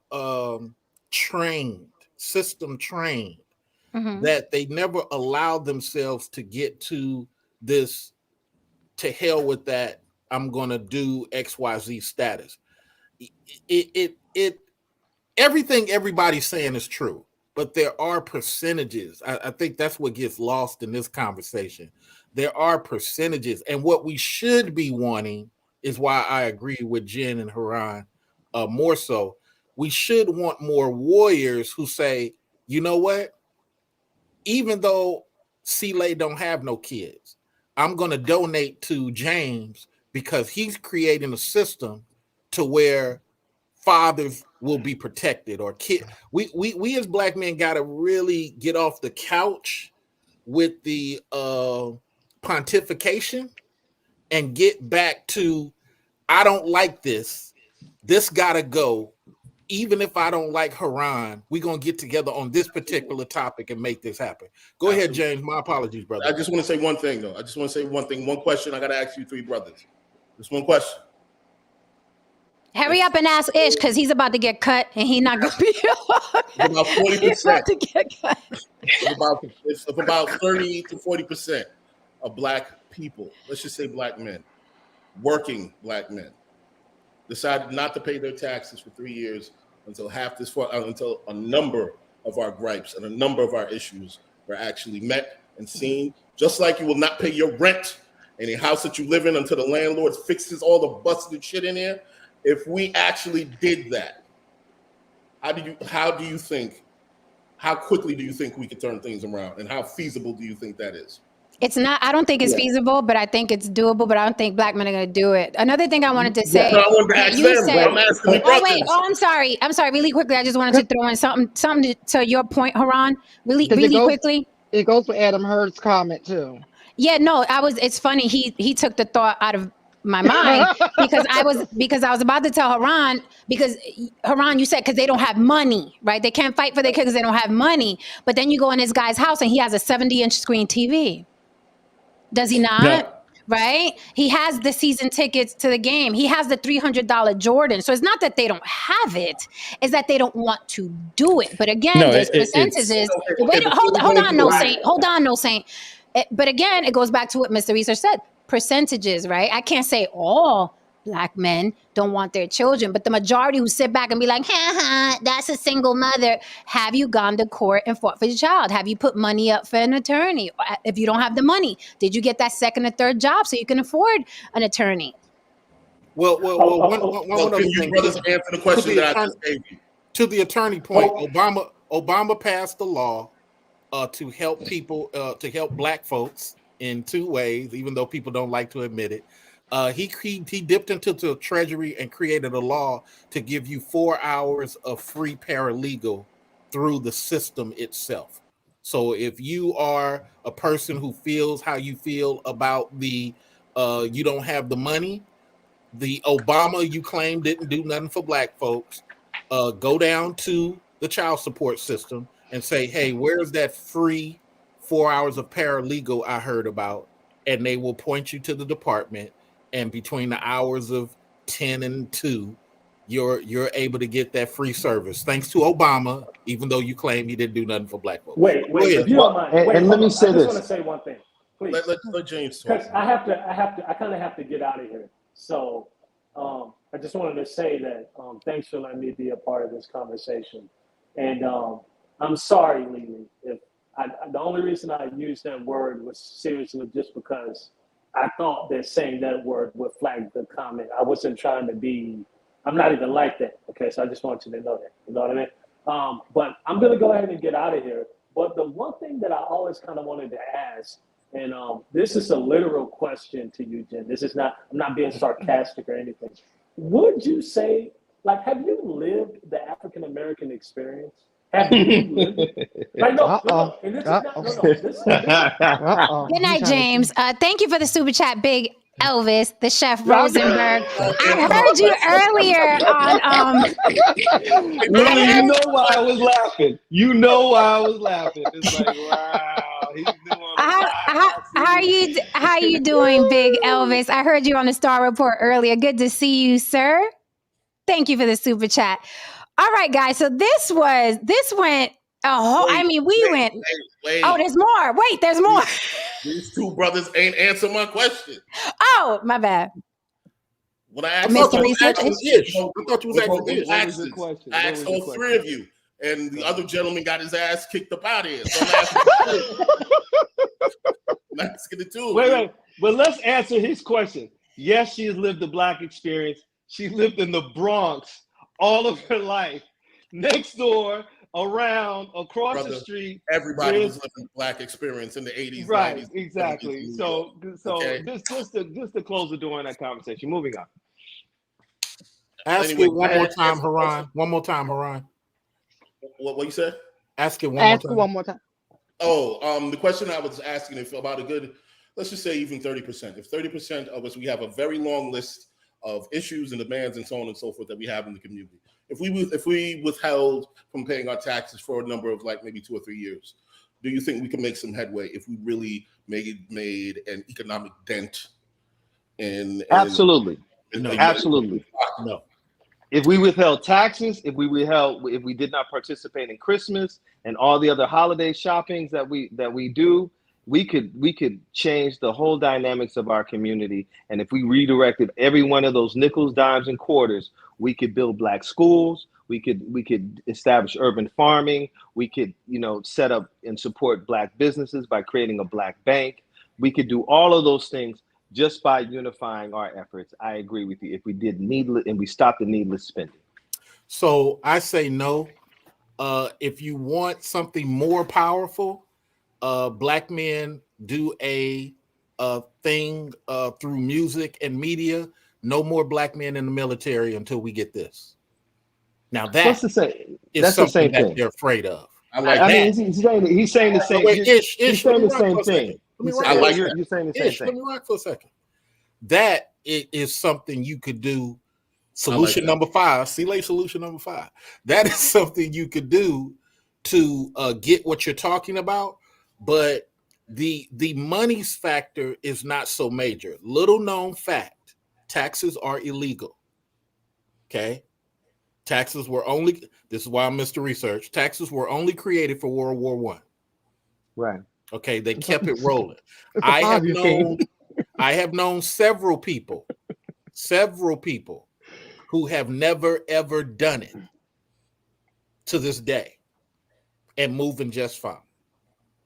Now, that isn't to say that if the I people decide to come at them one day, but that is not a factor. You want to do something more powerful than that, get a lobbyist. Yes, sir. Get a lobbyist. Everybody kick in $10 a month times 1 million brothers. Get a lobbyist. Go straight to either California, Texas, Chicago, or New York. Get one of the laws passed there. It trickles down to the rest of the nation. And we always say it on the show: buy you a politician. Hey, but see, the Black man problem is, and this goes to what we were saying, and I say this out of love. Sounds like I'm looking down. The problem is we have been doing this for so long. We ain't ready for the 3-dimensional chess. And everybody else is 3-dimensional chess right now. And we still thinking that, man, backgammon gonna come back. Well, I would say that it's we have to fight a battle on all fronts. And I don't think that there's one single solution. I think that it's a multi-dimensional dynamic that we have to fall in under. So what you're saying on the no Black men in the military, we have to follow the same blueprint that the boycotts when they did the bus boycotts. If you're going to say no Black men that are in the military, everybody that divorces from the military, we set up a fund to be able to financially help them take care of their families. Just like when they said no bus boycott, people helped start shuttling people to and fro from work. So it has to be a collective ideology and a collective game plan in relationship to that. So that's rooted in just seeing ourselves collectively as one community and one family, and making those efforts, which starts with the lack of self-hate. Well, look. You can go be a park ranger and get almost the same benefits that the darn military is going to get you. That's true. Park rangers is same. You're getting access to the same identical setup, minus the ability to shop at that grocery store. Mhm. Everything else, you pretty much getting. Coast Guard, same ideal. Shoot, the border patrols, almost as good as military. The black man has been trained since the days of the Buffalo Soldier. Massa, Dreadlock Rasta. I was gonna do it for you. Well, I ain't gonna be able to give you nothing for that, Leroy. That's okay, master. I just want to get that Indian. So that's where the problem is. We got too many people in the black male community. And I'm assuming I'm talking to warriors out there for people who want to clip my words. I'm talking to warriors. I'm not talking to excuse makers. I'm talking to Huey Newton type people. Mr. Research, what do you do with the excuse makers? Do you try to bring them along, or you just leave them? No. You do the same thing the Pullman Union did. You exclude them. Everybody go watch the movie 5,000 People Named George. You got to exclude the people who just want to yap, and you got to mix your money, keyword here, with other people willing to lose their money. I don't want to mix my money with free people who want to just give me nothing but a speech. I can't rock with speech people. I gotta rock with people who are willing to. I mix my 50 with your 50. I mix my 100 with your 100. If we take a loss, we take a loss. Together. So that way, when Haran calls me in the middle of the morning, 3 a.m., hey man, they about to go to the. I'm more serious because I'm invested. The dude that's talking the most, man, don't worry about it. They. I don't They, want to them, hear they, them. I don't want to hear. Speaking of, before we get out of here, Sid, we still have almost 50 people in the room. Since I was comfortable, I want to say something really quickly about James always does that silly shit about, have you lived the African Americans? I didn't have to. And here's why. Unfortunately, Black people in this country think that oppression and racism only affected them. They covet oppression. They covet racism. It's a thing that only happened to them. It's exclusive only to them. Why was the Rainbow Coalition formed? Can anybody answer that? Why was the Rainbow Coalition formed? I'm just wondering. Because Reggie wanted some money. Yeah, why was it formed? Right? Fred Hampton said, you guys over there, you Puerto Ricans, you got the same problems that we got. Absolutely. You guys over there, oh shit, you got the same problems that we got. Why don't we come together, right? And try to deal with this problem. Why did Lolita LeBron run up in the fucking Capitol? January 6th wasn't the first time somebody invaded a Capitol. A Puerto Rican woman, okay, led men into the fucking Capitol in the United States of America, fully armed, popping shots. Right? How many Black people know about that? How many Black people know about Felicita Gomez? How many Black people know about Albizu Campos? How many Black people know that Arturo Schomburg, the building in Harlem, the Puerto Rican man? Right? So I didn't have to experience the Young Lords, absolutely the Young Lords, who are the Puerto Rican version of the Black Panthers. So I'm not responsible for a Black person's ignorance. So oppression and racism is not exclusive to Black people in America. Far, far, far from it. Far, far, far from it. So when James asked me a question like that, it just shows me how fucking ignorant you are and how you can't see out of your Black oppression and racism bubble. These motherfuckers, okay, wanted to squash everybody, because they are the majority of the country. Right. And this is why I say stop deifying these motherfuckers. Just stop it. But I didn't have to experience a quote unquote Black experience to know what the fuck oppression is or how I've been treated or what have you. Right. And I'll rest there. I will pass the mic. It would be good to get some Jen TikTok shorts on those historic things that you just mentioned. Absolutely. Because I think it helps. I'm a proud, foundational and ADOS type of person.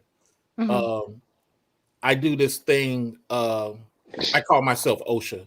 I do this thing, OSHA Black Conservative against racist Republicans. Someone asked me, why do I do that? Because conservatism is different than what Reaganites have turned it into. And but if I don't talk about the historical fact of Nixon and Reagan laughing, calling Africans and Black people monkeys, you won't know this information exists. So I try to put myself forward and have these conversations so that people, to your point, can have a full breadth conversation. You can still rock with the Puerto Ricans ain't part of it if that's what you want to, but I want you to know for a fact, a verified fact, that these points in history have happened. So that way, when you're popping off, and I say, you don't got no evidence to support that because blah blah blah blah blah, and I got that from a video saying XYZ. I just want us more to get the information. I will say this: we as Black people, we go off too much conspiracy conversation. I would like for us to get more well read. I love that. I was listening to a show earlier today, and the guy got into this whole diatribe about Kevin Samuels was killed because I was like, you can't be serious. You got to be shitting me. He was for the Black community, and that's why they killed him. I was like, are you fucking kidding me? I can't watch this shit. With that said, Mr. Research, we enjoy your brown face. Thank you for not going behind the avatar. Okay, we enjoy you on the panel. Lily did screenshot your email. I advise any man who's interested in that conversation on Mr. Research channel. No, say I don't know if you're invited. He's not invited, right, to the barbecue. No. You know what? He's invited to the barbecue. I encourage him to come. Okay. I'm actually. We did the me and another conservative brother. We did a response to the Jubilee. You guys covered it. Conservative, Black conservative, and white liberal. So, and we're inviting other white liberals to come on because I want people to understand that the goofy people are not representative of everybody. And bring me your intellectualism. Don't bring me your long-winded speech on maybe, could be, possibly in the world of they. I don't want to hear maybe, could be, possibly in the world of they. I want to know what you have read. Where did you get that source from? And I'm not even going to rebut you. I'm going to say, okay, I'll research what you got. But when you give me these speeches, that's empty evidence, I ain't rocking with that. All right. And I'll also put the invite in my community section and let men know if they want to go have that conversation with you, hit you up on Black man. Oh, I'm sorry. Go ahead. Hey, you taking us out with some music. That's fine. Right. We like music around here. All right, guys, I have to change the whole title and the thumbnail. We're going to get into that white boy tomorrow. Thank you so much. This was intense. This was good. I loved every fucking minute of it. I put my blade away ish. We all good. I put it away. Thank you guys. Chat, thank you for holding us down. Thank you for the super chats. Be back here mañana. We going in on that white boy. We going in tomorrow. Hey, you know my martial arts training. I can handle you any blade you toss out there, soldier. Okay. Salute then. All right. Good night, guys. Hey. All right, guys. Good night. Hit that like and subscribe on your way out the door for mama. This was quite enjoyable, quite interesting. This is what happens on the block, man. We get on this stoop and all hell breaks loose sometimes, but I hope you enjoyed it. I hope you learned something from it. Hit that like and subscribe. Again, on your way out the door, if you want to support the show, Cash App. On the block with Jen, baby. And we will see you here mañana. Thank you so much, guys. Truly, madly, deeply. We can't do this without you. Okay? Good night.